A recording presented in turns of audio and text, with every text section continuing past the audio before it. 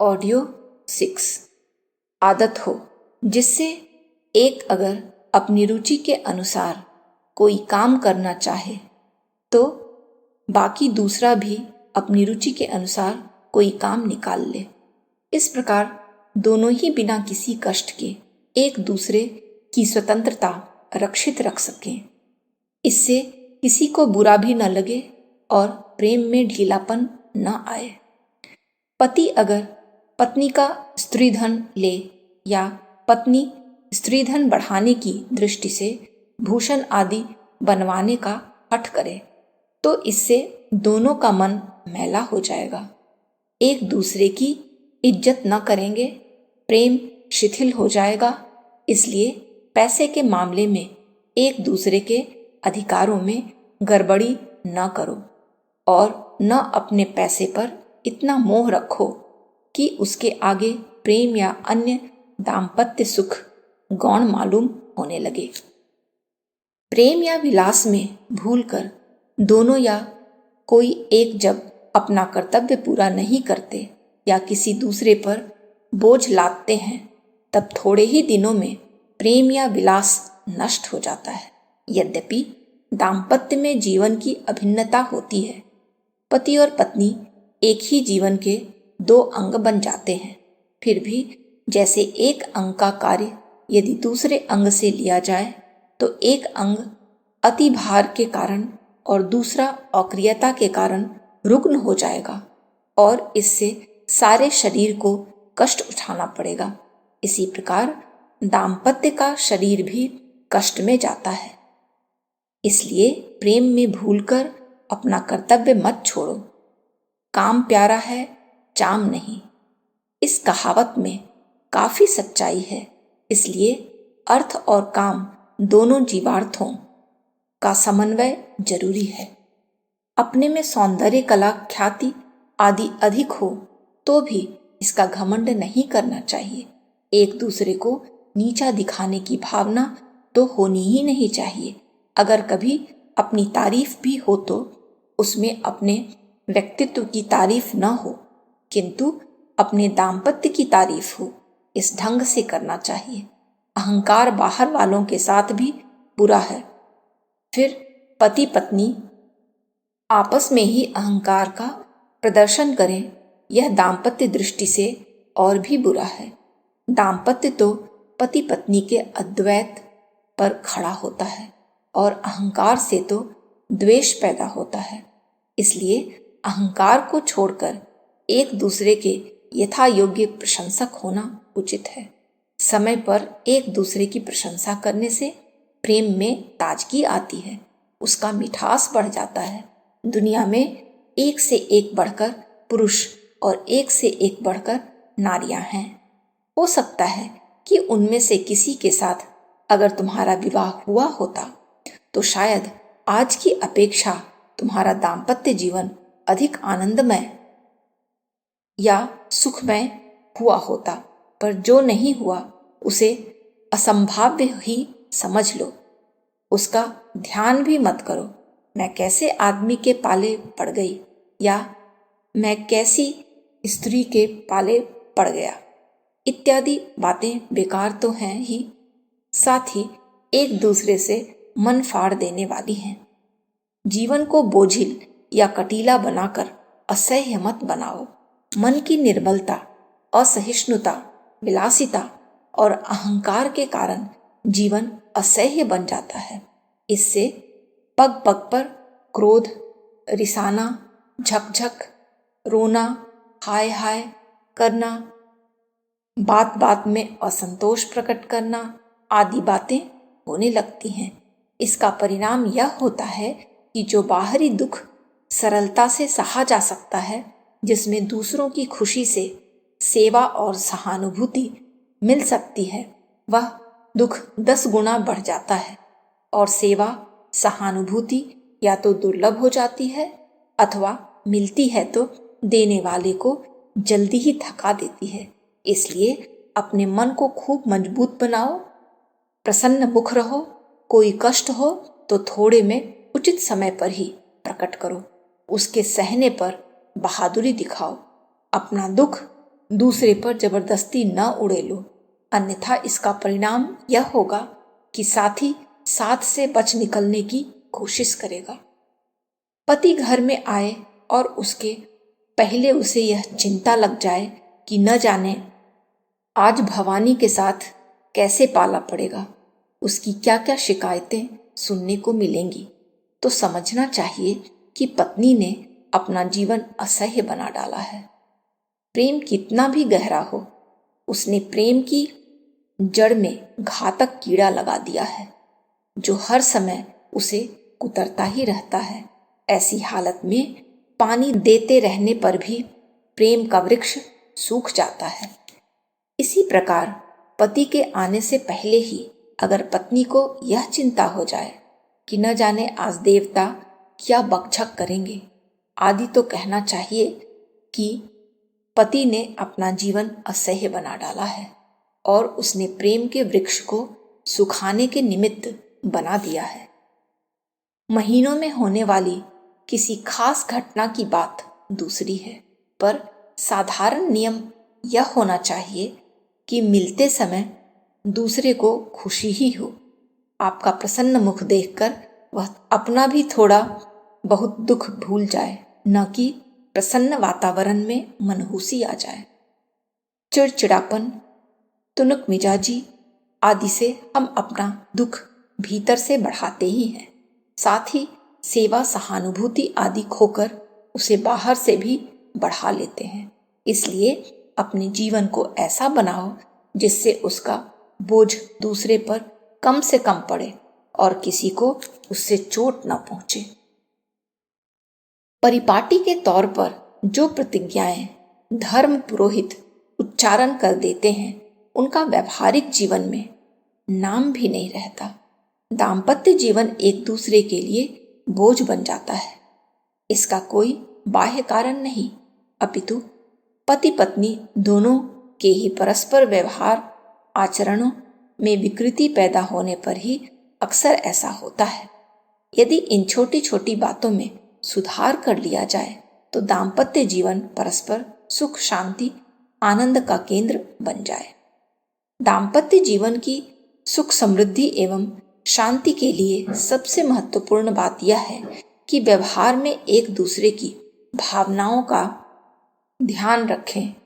एक मोटा सा सिद्धांत है कि मनुष्य दूसरों के साथ वैसा ही व्यवहार करे जैसा वह स्वयं के लिए चाहता है। पति पत्नी भी सदैव एक दूसरे की भावनाओं विश्वासों का ध्यान रखें, किंतु देखा जाता है कि अधिकांश लोग अपनी भावना विचारों में इतना खो जाते हैं कि दूसरे के विचारों भावों का कुछ भी ध्यान नहीं रखा जाता। वे उन्हें निर्दयता के साथ कुचल भी देते हैं। इस तरह दोनों की एकता सहयोग के स्थान पर असंतोष का उदय हो जाता है। अपनी इच्छा अनुसार पत्नी को जबरदस्ती किसी काम के लिए मजबूर करना, उसकी इच्छा न होते हुए भी दबाव डालना पति के प्रति पत्नी के मन में असंतोष की आग पैदा करता है।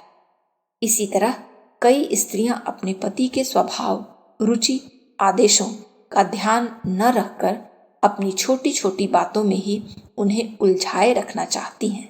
फलतः उन लोगों को विवाह एक बोझ सा लगने लगता है। दाम्पत्य जीवन के प्रति उन्हें घृणा, असंतोष होने लगता है और यही असंतोष उनके परस्पर के व्यवहार में प्रकट होकर दाम्पत्य जीवन को विषाक्त बना देता है।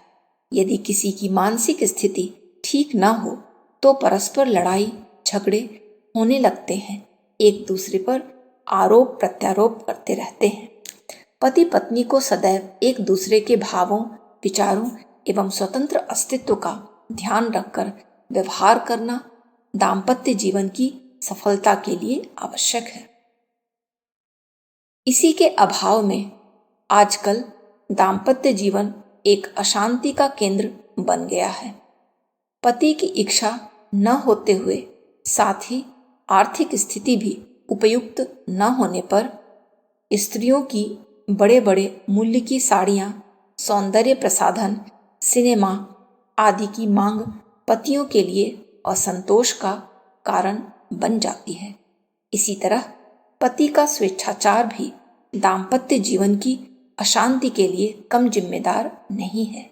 यही कारण है कि कोई घर ऐसा नहीं दिखता जहां स्त्री पुरुषों में आपस में नाराजगी, असंतोष न दिखाई देता हो। परस्पर एक दूसरे की भावनात्मक स्वतंत्रता का ध्यान न रखने में एक मुख्य कारण अशिक्षा भी है। यह कमी अधिकतर स्त्रियों में पाई जाती है।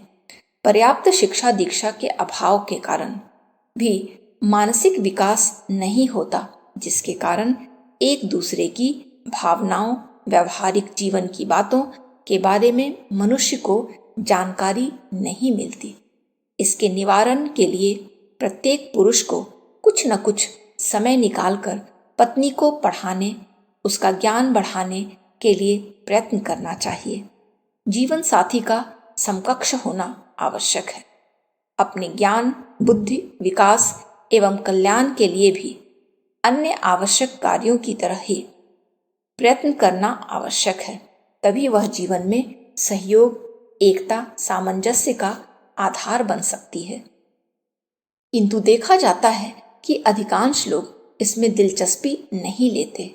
मन बुद्धि के विकास के अभाव में दाम्पत्य जीवन सुखी और समृद्ध नहीं बन सकता। योग्य होकर भी एक दूसरे की भावनाओं का ध्यान रखते हुए भी कभी कभी स्वभावतः ऐसा व्यवहार हो जाता है जो पति पत्नी में से एक दूसरे को अखरने लगता है। ऐसी स्थिति में किसी भी एक पक्ष को क्षमाशीलता, सहिष्णुता का परिचय देकर विक्षोभ उत्पन्न न होने देने का प्रयत्न करना आवश्यक है। साथ ही एक दूसरे पक्ष को भी अपनी भूल महसूस कर क्षमा मांगकर परस्पर मनों को साफ रखना चाहिए। अन्यथा परस्पर मनोमालिन्य बढ़ जाता है और दाम्पत्य जीवन में कटुता पैदा हो जाती है। महात्मा सुकरात, टॉल्स्टॉय जैसे महापुरुषों ने अपनी फूहड़ लड़ाकू स्त्री को सहनशीलता, क्षमा, उदारता के साथ जीवन में निभाया था। स्त्रियां तो बेचारी सदा से ही अपने पतियों के कटु स्वभाव, व्यवहार, निर्दयता, स्वेच्छाचार को भी सहन करके दाम्पत्य जीवन की गाड़ी को चलाने में योग देती रही है। भारतीय नारी का महान आदर्श इसी त्याग, सहिष्णुता और पतिव्रत धर्म से निर्मित रहा है। पति पत्नी में से जब किसी एक में भी कोई स्वाभाविक कमजोरी दिखती हो तो उसका सहनशीलता के द्वारा निराकरण करके गृहस्थ की गाड़ी को चलाने में पूरा प्रयत्न करते रहना आवश्यक है। पति पत्नी दोनों का जीवन एक सिक्के के दो पहलू हैं। दोनों में अभिन्नता है, ऐक्य है। भारतीय संस्कृति में तो पुरुष और स्त्री को आधा आधा अंग मानकर एक शरीर की व्याख्या की गई है, जिससे पुरुष को अर्धनारीश्वर तथा स्त्री को अर्धांगिनी कहा गया है। दाम्पत्य जीवन स्त्री पुरुष की अनन्यता का गठबंधन है। अतः परस्पर किसी तरह का दुराव, छिपाव, दिखावा, बनावटी व्यवहार करना परस्पर अविश्वास, एक दूसरे के प्रति घृणा को जन्म देता है और इसी से दाम्पत्य जीवन नष्ट भ्रष्ट हो जाते हैं। अपनी प्रत्येक चेष्टा में अस्पष्टता, दुराव, छिपाव का अभाव रखकर अभिन्नता प्रकट करते हुए पति पत्नी को एक दूसरे का विश्वास, मानसिक एकता प्राप्त करनी चाहिए। वैसे जहां तक बने प्रत्येक व्यक्ति को अपने बाह्य जीवन में भी परस्पर छल, बनाव, दिखावे से बचना चाहिए, क्योंकि इस बाहरी व्यवहार को देखकर भी पति पत्नी एक दूसरे पर संदेह करने लगते हैं। वे सोचते हैं हो सकता है यह व्यवहार हमसे किया जा रहा हो और संदेह की भूल भुलैया में ही अनेकों का जीवन क्लिष्ट, उलझा हुआ, दुरूह बन जाता है। पति पत्नी दोनों अपने मानसिक क्षेत्र में बहुत बड़ा कुटुंब होते हैं। अपनी मानसिक आवश्यकताओं के आधार पर पति अपनी पत्नी से ही विभिन्न समय में सलाहकार की तरह, मंत्री किसी योग्यता, भोजन करते समय माँ की वात्सल्यता, आत्मसेवा के लिए आज्ञापालक, नौकर, जीवन रथ में एक अभिन्न मित्र, गृहिणी, रमणी आदि की आकांक्षा रखता है। इसी तरह पत्नी भी पति के जीवन निर्वाह के क्षेत्र में माँ बाप, दुख दर्द में अभिन्न साथी, कल्याण और उन्नति के लिए सद्गुरु, कामनाओं की तृप्ति के लिए भरतार, सुरक्षा संरक्षण के लिए भाई आदि के व्यवहार की अपेक्षा रखती है। जब परस्पर मानसिक आवश्यकताओं की पूर्ति नहीं होती है तो एक दूसरे में असंतोष, अशांति पैदा हो जाती है, जिससे दाम्पत्य जीवन में विकृति पैदा हो जाती है। एक दूसरे की भावनाओं का ध्यान रखते हुए एक दूसरे की योग्यता वृद्धि, खासकर पुरुषों द्वारा स्त्रियों के ज्ञानवर्धन में योग देकर परस्पर क्षमाशीलता, उदारता, सहिष्णुता, अभिन्नता, एक दूसरे की मानसिक तृप्ति करते हुए दाम्पत्य जीवन को सुखी समृद्ध बनाया जा सकता है। अधिकतर इसके लिए पुरुषों को ही अधिक प्रयत्न करना आवश्यक है। वे अपने प्रयत्न और व्यवहार से गृहस्थ जीवन की काया पलट कर सकते हैं। अपने सुधार के साथ ही स्त्रियों की शिक्षा दीक्षा, ज्ञान वृद्धि, उनके कल्याण के लिए हार्दिक प्रयत्न करके दाम्पत्य जीवन को सफल बनाया जा सकता है। धैर्य और विवेक के साथ एक दूसरे को समझते हुए स्वभाव व्यवहार में परिवर्तन करके ही दाम्पत्य जीवन को सुख शांतिमय बनाया जा सकता है। माँ की ममता और पिता का प्यार कन्याओं को उनके विवाह के पूर्व तक ही मिल पाता है। बाद में उन्हें ससुराल की चार दीवारी में जीवन गुजारना पड़ता है। अतः उनके माता पिता अपनी निगाहों के सामने उन्हें आराम देने के उद्देश्य से काम कम कराते हैं। विवाह के बाद में भी बेटी को उसके पति के साथ सुखी जीवन व्यतीत करने की इच्छा रखते हैं। शायद ही ऐसे कोई माँ बाप होंगे जो अपनी बेटी को दुखी देखना चाहते हों, किंतु वे उसकी दुखी कहानी सुनकर दुखी होते हैं, तब उनकी पहले की कल्पना अधूरी रह जाती है। वे बेटी के भाग्य को कोसते रहते हैं। ससुराल पक्ष वालों की इच्छा बहू से अधिक काम और पिता पक्ष वालों की इच्छा बेटी को आराम देने की रहती है। इन दोनों विपरीत बातों का साम्य नहीं हो पाता। दोनों पक्षों में इस कारण कटुता की वृद्धि होने लगती है। बात बढ़ जाने पर कभी कभी संबंध विच्छेद हो जाने के संकट तक बात पहुंच जाती है। दोनों पक्षों की इन इच्छाओं की पूर्ति करने के लिए कन्या को सफल गृहस्थी की योग्यता सिद्ध करनी पड़ती है। इसके अभाव में स्वर्गीय सुख में जीवन नारकीय दुखों में व्यतीत होने लगता है। ऐसे समय पर लड़की की शिक्षा, उसके कुल, उसका सौंदर्य, मधुरता सभी निरर्थक हो जाते हैं। चूंकि नारी गृह लक्ष्मी होती है और यदि इस क्षेत्र में ही वह असफल रहे तो यह उसके गौरव के विरुद्ध भी है। यही पारिवारिक विवाद का लघु रूप बाद में विकराल विघटन तक फैल जाता है। अनेक प्रकार के हृदय विदारक तानों के साथ कठिनाइयों की शुरुआत हो जाती है। नव विवाहिता बहू का किताबी ज्ञान एवं रूप लावण्य कुछ काम नहीं आता। वे इस प्रवाह में ढह जाते हैं। लड़कियां भी विवाहित जीवन में दाम्पत्य सुख की इच्छा रखती हैं, किंतु उनकी यह इच्छा भी तब मृग तृष्णा बनकर रह जाती है जब गृहस्थी की अयोग्यता में तानों के साथ दुखों और पीड़ाओं का आरंभ होता है। अनेक कुंठाओं से भरा उसका जीवन नीरस और भार स्वरूप बनकर रह जाता है। उसके व्यक्तिगत जीवन में अंतर्द्वंद और पारिवारिक संबंधों में संघर्ष के दौर चलने लगते हैं। तब वह समझ पाती है कि गृहस्थी के कार्यों की सुव्यवस्था कर लेना तलवार की धार पर चलने के बराबर है। ऐसे समय में उसे यह समझते देर नहीं लगती कि यदि इन कार्यों का प्रशिक्षण बचपन में ही मायके में प्राप्त कर लिया होता तो वर्तमान जीवन कल्पनाओं के अनुरूप साकार हो जाता। किंतु लड़की बचपन में अबोध होती है, उसे अपने कर्तव्यों का भान नहीं होता। वह मजा मौज भरा जीवन पसंद करती है एवं अपने भाग्य को सराहती है कि सुख सुविधाओं के जीवन से बढ़कर कौन सा अच्छा भाग्य हो सकता है। यदि दूरदर्शिता पूर्ण दृष्टि से विचार किया जाए तो लड़की के भावी सुखों को नष्ट करने का दोष स्वयं लड़की पर नहीं, उसके माता पिता पर ही आरोपित होगा, जिसने उसे बचपन से ही लाड़ प्यार में पाला है और गृहस्थ के किसी भी कार्य का प्रशिक्षण नहीं दिया। उनका यह व्यवहार अदूरदर्शिता पूर्ण होता है। यदि लड़की के माता पिता विवाह के पूर्व ही उसे गृहस्थी का प्रशिक्षण देते तो ऐसी समस्या नहीं आ सकती।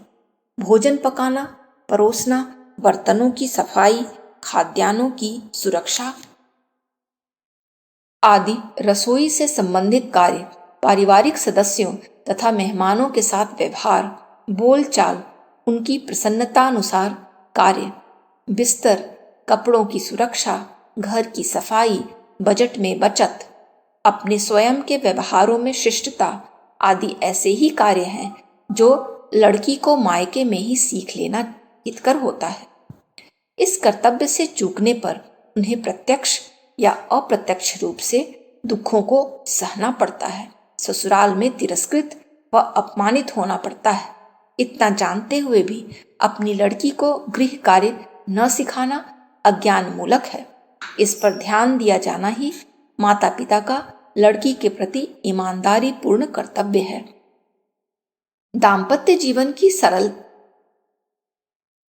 सफलता में ऐसा प्रशिक्षण एक बड़ा आधार सिद्ध होता है।